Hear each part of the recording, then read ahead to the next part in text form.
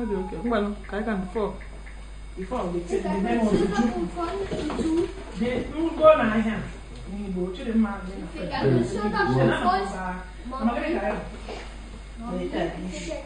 No, I go 17. So no, I remember the yes, number 10.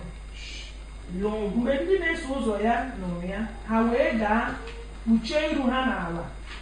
Tukwa egu din guys nne just can say na Hollywood number 6 mgbe ndị na-ete maka ezi ị ga-eme interpret adịghị eze mgbe ndị na-eso ụzọ ya nụrụ ya ha wee daa kpuchie iru ha n'ala tụọ egwu riri nne. Lorsqu'ils ont entendu, ils sont tombés, ils se sont mis par terre et ont crié. Ils ont crié fort. Non? Mgbe ndị na-eso ụzọ ya nụrụ ya, ha wee daa kpuchie ihu ha n'ala tụkwa egwu riri nne. Ils ont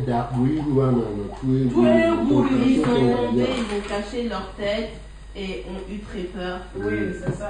And when the disciples heard it, they fell on their faces and they were greatly afraid. Jesus wee bịakwute ha metụ ha aka sị bilienụ unu atụkwala egwu. Jésus s'est rapproché d'eux, les a touchés et leur a dit de se lever et de ne pas avoir peur. But Jesus came and touched them and said, "Arise and do not be afraid." Ma mgbe ha weliri anya ha elu, ha ahụghị onye ọbụla ma ọ bụghị naanị Jizọs.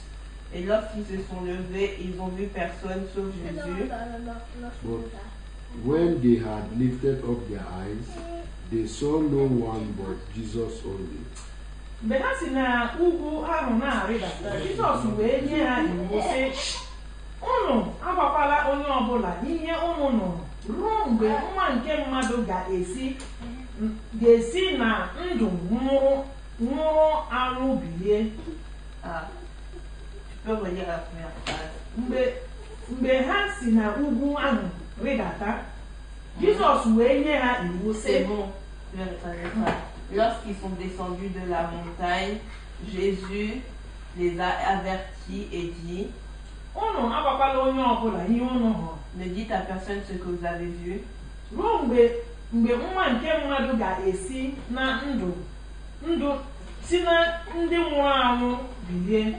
Jusqu'à le jour où le Fils de l'homme va se lever des morts. Now, as they came down from the mountain, Jesus commanded them, saying, "Tell the vision to no one until the Son of Man is risen from the dead." Ndị na-eso ụzọ ya wee jụọ ya sị, gịnị mere ndị ode akwụkwọ ji sịkwa na Elijah agaghị ebu ụzọ bịa? Ndị na-eso ụzọ ya. Ceux qui le suivaient. Ndị na-eso ụzọ ya wee jụọ ya sị, ceux qui le suivaient lui ont demandé, gịnị mere ndị ode akwụkwọ? Pourquoi les gens du papier, les scribes, les écrivains, gịnị mere ndị ode akwụkwọ jiri sịkwa na Elijah agaghị ebu ụzọ bịa? Pourquoi les gens qui écrivent ont dit que Élie doit venir en premier et Élie doit venir en premier?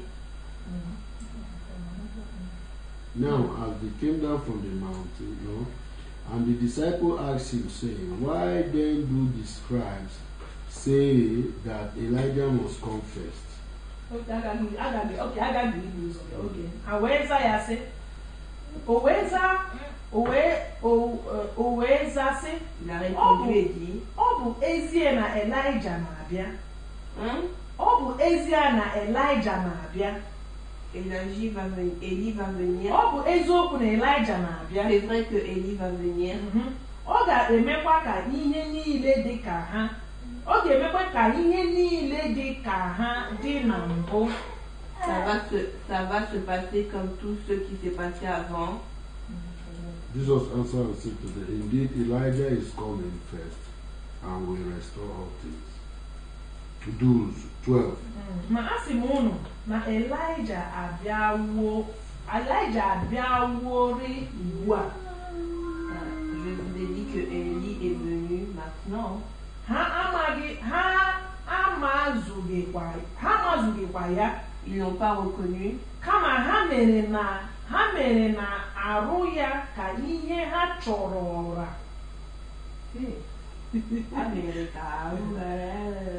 Kama ha mere na arụ ya, Ils ont fait comme son corps. ha mere na arụ ya ka ihe ha chọrọra.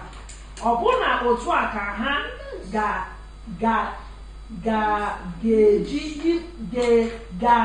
ga-eji imekwa ka nwa nke mmadụ ahụ hụ ahụhụ. Chere, ma a sị m unu na Elijah abịawori ugbu a. Ha amazughịkwa ya. Ils n'ont pas reconnu. Kama ha mere na arụ ya ka ihe ha chọrọ. Ils ont fait son corps comme ils veulent. Ah, ils ont fait de lui comme ce qu'ils veulent. Ọbụna otu a ka ha ga-eje imekwa ka nwa nke mmadụ hụ ahụhụ. Ils vont faire la même chose pour le Fils de l'homme. Ils vont lui faire souffrir. Bravo. Regarde. But I say unto you that Elijah has come already, and they do not know him, but did to him whatever they wishes. Likewise, the Son of Man is also about to suffer at their hands. 13. Mgbe ahụ ndị na-eso ụzọ ya ghọtara na ọ gwara ha okwu banyere John Baptist.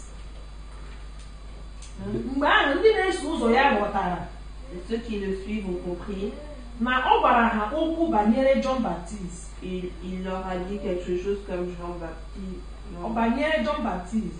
Qui concerne Jean Baptiste. The disciples understood that he spoke to them of John the Baptist. Mgbe ha bịakwutere igwe mmadụ ahụ, otu nwoke wee bịakwute ya na-eburu ya ikpere na-asịkwa.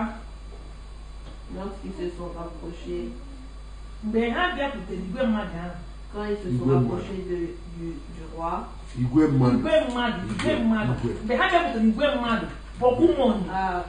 quand ils se sont rapprochés de la foule, otu nwoke wee bịakwute ya. Un homme s'est rapproché de lui. Il s'est mis à genoux en disant. And when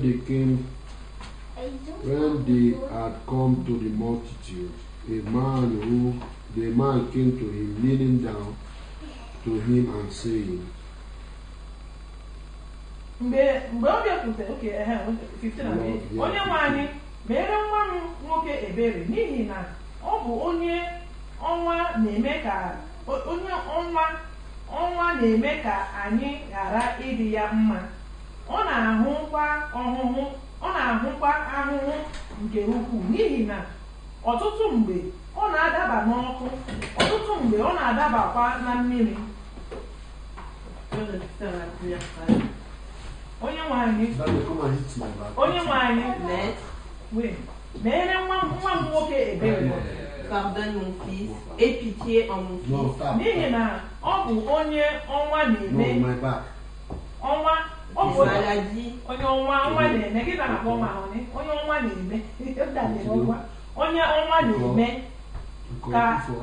ka anyị hụrụ ịdị ya mma. Ọ bụ onye ọnwa na-eme. Ọ bụ onye ọnwa na-eme ka anyị ghara ịdị ya mma. Onye nwe anyị mere nwa m nwoke ebere n'ihi na ọ bụ onye ọnwa na-eme ka anya ghara ịdị ya mma.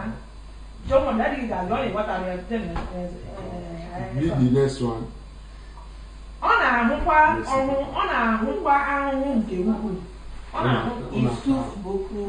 N'ihi na ọtụtụ mgbe ọ na-adaba n'ọkụ. Ọtụtụ mgbe ọ na-adabakwa na mmiri. Il tombe dans l'eau.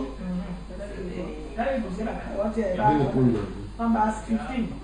And he said to them, 15. but who do you say? No, 15. I don't know. Matthew 17. Lord, have mercy on my son, for he is an epileptic, suffers severely, for he often falls into fire and often into water. Mụ wee kwuru ya bịakwute ndị na-eso ụzọ gị ma ha apụghị ime ka ahụ ya dị ike. Je l'ai ramené. Mụ wee kwuru ya. Yes, je l'ai porté. Bịakwute ndị na-eso ụzọ gị. Je l'ai rapporté à ceux qui te suivent. Oui. Tes disciples. Ma ha apụghị ime ka ahụ ya dị ike. Mais ils n'ont pas pu le rendre, le guérir. So I brought him to your disciples, but they could not cure him. Listen. Jésus wee zaa. Jésus a répondu. Jésus wee zaa sị, unu ọba na-enweghị okwukwe nke nwa kwere anyị uhie nke nwekwara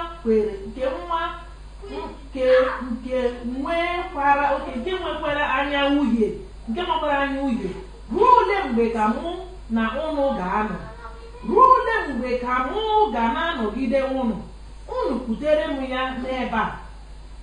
J'ai compris la fin. I understood the end, but not the. Redis le. Okay, Jesus wee zaa sị, unu ọba na-enweghị okwukwe, ọba generation, unu ọba na-enweghị okwukwe. Ils n'ont pas de foi. Nke nwekwara anya uhie, nke nwekwara anya uhie. Ruo ole mgbe ka mụ na unu ga-anọ? Jusqu'à quand moi et vous je vais rester? Ruo ole mgbe ka mụ ga na-anọgide unu? Jusqu'à quand je vais être près de vous? Unu kutere m ya n'ebe a. Ramenez-le-moi ici. Continue. Jizọs wee bara ha mba. Jizọs wee bara ya mba. Jésus a crié sur lui.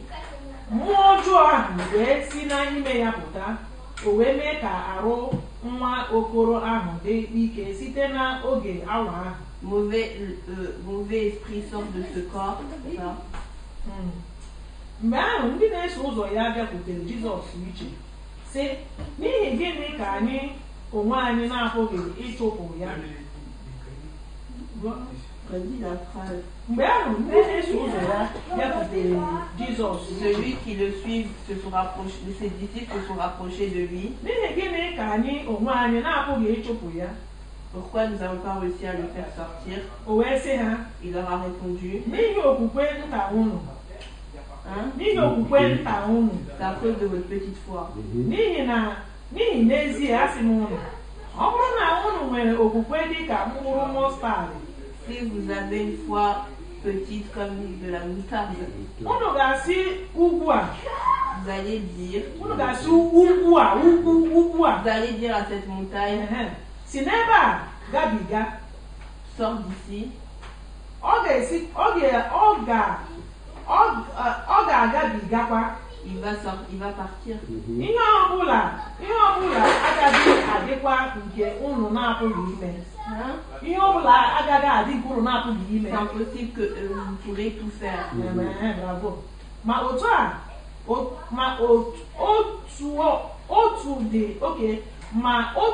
ọ dị mmụọ dị otu a, apụghị ịpụta ma ọ bụghị site na ekpere na ibu ọnụ.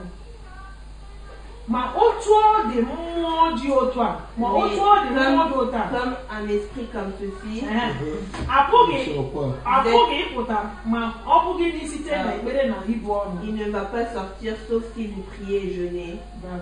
Ma mgbe ha bi na Galili, quand ils habitaient à Galilée, Jizọs sịrị ha, Jésus leur a dit, a ga-eje ịrara nwa nke mmadụ nye n'aka mmadụ.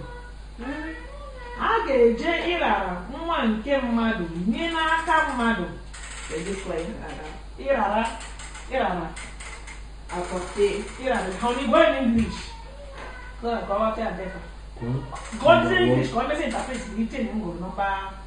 Mgbe ha chere na God is there, mgbe ha bi na Galili, Jizọs sịrị ha, a ga-eji ịrara nwa nke mmadụ nye n'aka mmadụ. Now, while they were staying in Galilee, Jesus said to them, the Son of Man is about to be betrayed into the hands of men. Arraché.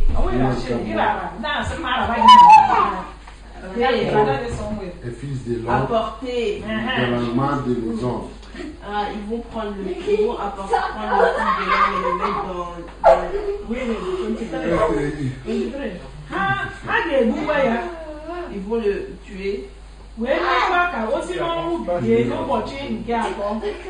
Ils vont le tuer et faire en sorte et il va se lever le jour 3. O wee wute ha rinne. Et ils étaient tristes. Ma mgbe ha bịara na Kapanọm, Mais quand ils sont venus au Capernaum, ndị na-anara ego ụtụ bịakwutere Pita sị, ceux qui prennent de l'argent se sont rapprochés de Pierre et dit, onye ozizi unu adịghị atụ ego ụtụ. Onye ozizi unu ọ dịghị atụ ego ụtụ. votre sauveur, Onye ozizi unu ọ dịghị atụ à ego ụtụ. celui qui vous a dit, soit il nous bring somewhere. Onye ozizi unu, that is onye na-akụzi ihe. Ah, votre maître, Ọ naghị atụ ego ụtụ. il ne rapporte pas l'argent. Ego ụtụ, that is. Que Ọ sị ha ee. Il leur a dit, Ọ sị ha ee. oui.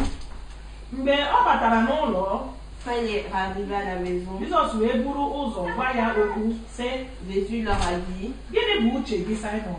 qu'est-ce que tu penses, Simon? Ndị eze ụwa, Les gens du monde, ndị eze ụwa, les maîtres du monde, site n'aka ole ndị ka ha na-anara ụtụ ahịa maọbụ ụtụ n'isi mmadụ. Ndị eze ụwa site n'aka ole ndị ka ha na-anara ụtụ de qui ils ụtụ prennent, ahịa maọbụ ụtụ n'isi mmadụ. Ụtụ argent, contribute. de qui ils prennent de l'argent à part la tête sur la tête des gens. N'aka ụmụ ha maọbụ n'aka ndị ọbịa. Est-ce que c'est de la main de leur enfant ou de la main de leur invité? Ma mgbe ọ sịrị Mais lorsqu'il a dit, ma mgbe ọ sịrị n'aka ndị ọbịa, dans la main de l'invité, Jizọs sị ya, Jésus a dit, ya mere ụmụ ha pụrụ n'ime ya. donc ça leurs enfants le font. Ụmụ ha pụrụ n'ime ya. Ah, leurs enfants sont partis. Ụmụ ha pụrụ n'ime ya. That means les enfants ils concernent pas de payer des taxes. Ah, leurs enfants, ça ne leur concerne pas. Oui. Maka anyị wee ghara ime ka ha maa n'ọnya, gaa ruo oke osimiri, tụba nkọ azụ, were azụ nke buru ụzọ pụta. Mgbe ị saghasịrị ọnụ ya, ị ga-ahụkwa otu shekel. Were nke ahụ nye ha ka ọ bụrụ nke mụ na gị. Ịghọtara ya? Ka m kweta tụọ ala final verse. So interesting. So ka m gụọ ya ọfụma. Ma ka anyị wee ghara ime ka ha ma n'ọnya. Ime ka ha ma n'ọnya. Ọnya. Blessure. Ime ka ha ma n'ọnya. Ọnya. Ime ka ha. Pour faire pas que les gens se blessent. Les gens qui ne font pas que les gens se. Ils ne sont pas contents. Oh, you're going to French. Listen. Cicatrice. No. We're going to French Bible. Tu ne peux pas être fâché. Emmanuel, être fâché. Attendez, va sit down. Matthieu Mais 17 c'est longtemps, À on la n'a fin, pas on fini. a 27. Sit down, non, on n'a pas fini. Tu m'as pas, tu ne veux pas manger gâteau, c'est tout. C'est toi, c'est pas. Matthieu 17. C'est à la fin. Go fais par un, fais l'aime, parce que je vais finir. 17, C'est la fesse, la première. 27. Cependant, pour ne pas les choquer, Mhm. cependant, pour ne pas les choquer, va au lac, jette la meçon et tire le premier poisson qui viendra, ouvre-lui la bouche et tu trouveras de l'argent. Prends-le et donne-le leur pour moi et pour toi. C'est ça. Thank you. Thank you, Jesus. For the grace to the man to understand the whole No, language. Oh Lord, thank you for making Chidinma to understand. Next time it's Izu. No. Izu will interpret for us. You too. It's Izu will interpret next time for you people. Thanks for watching. No. Enjoy yourself. Teach your children the word of God. It's the best thing so far. Thank you.